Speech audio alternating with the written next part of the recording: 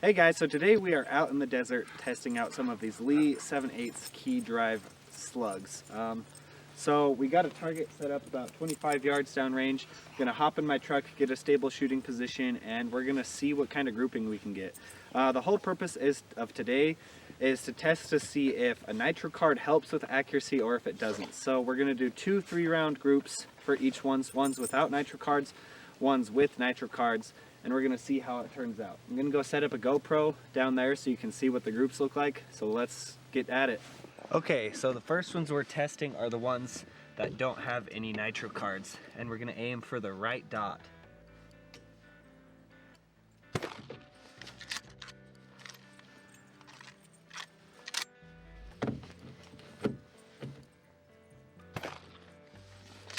Hey buddy, stay here. Come here. Come here, bud.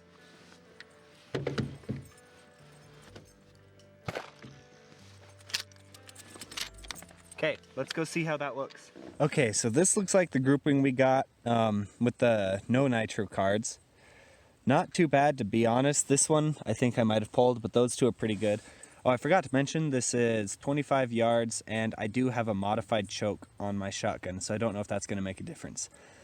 But now let's do a 3-round group over here and see how it looks.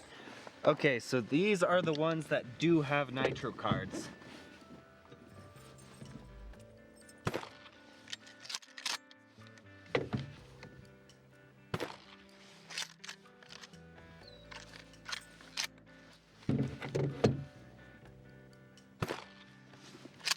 Okay, let's go see what that group looked like.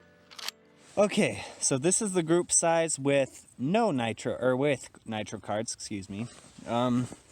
Honestly, they look about the same, but I will say you can tell in the video I rushed a lot more on this one. Don't really know why, but I do have a wad that I found from the ones without nitro cards, and it looks like this. I'll do a close-up later, but you can tell that the wad is getting shoved into the key drive slug. So I'm thinking nitro cards are necessary to get decent groupings. But anyway, I'm gonna just shoot around a little bit more out here, have some fun. We might go see if we can find some jackrabbits or something. Okay, so we're back home and I wanted to show you some of the things I noticed. First off, here's that wad that I wanted to give more of a close-up. You can tell that it was basically shoved into the back of the slug. For example here, I have what the back of the slug looks like, and you can see the ridge where it was shoved into the slug when it was shot.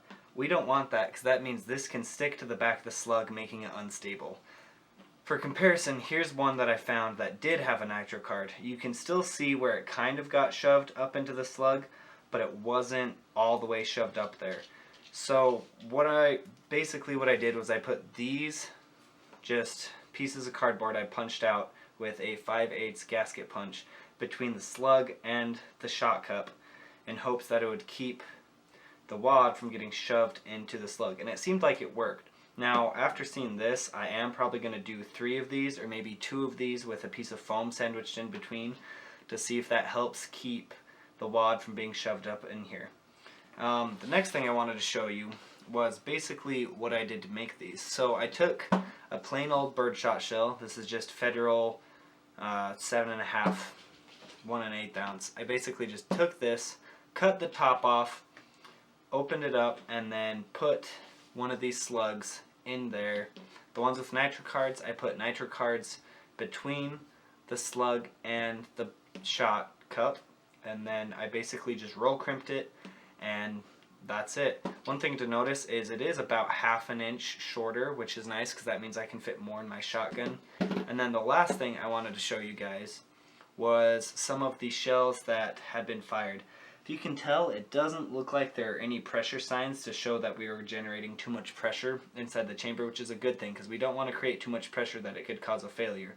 So it looks like this is perfectly safe to do. And here's what the shell looks like after it's been shot. You can see the roll crimp folded out.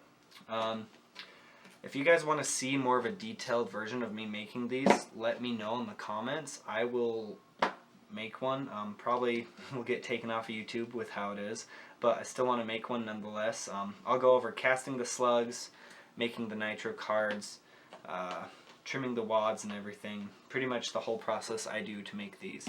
And there is one more thing I wanted to show you guys, and that is the holes on the target. The reason I want to show you these is to show you that these in fact are flying straight out of the gun. So let's pick probably the best example is this hole right here. You can see that it was flying straight through there. It's a perfect circle. If it were flying sideways, it would have a lot different shape. I think some of these other ones, like this one, might have been because the wad was stuck in there, but I'm not 100% sure. Yeah, I just wanted to show you guys that to show you that these were flying straight out of the barrel. I will be doing a follow-up video with this just because I did order a improved cylinder choke rather than a modified choke.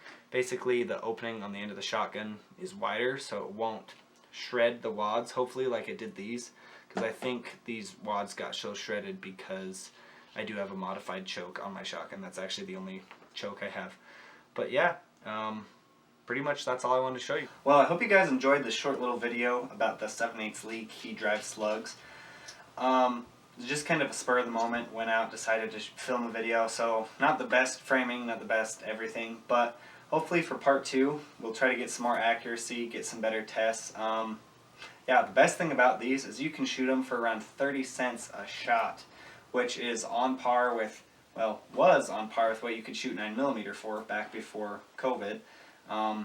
Yeah, if you get the cheap stuff from Walmart, you can shoot it for around 25 or 20 cents a round, which is absolutely awesome. But, I don't know, get ready for part 2 where we shoot these out of a improved cylinder choke. Hopefully things go better. I will see you next time.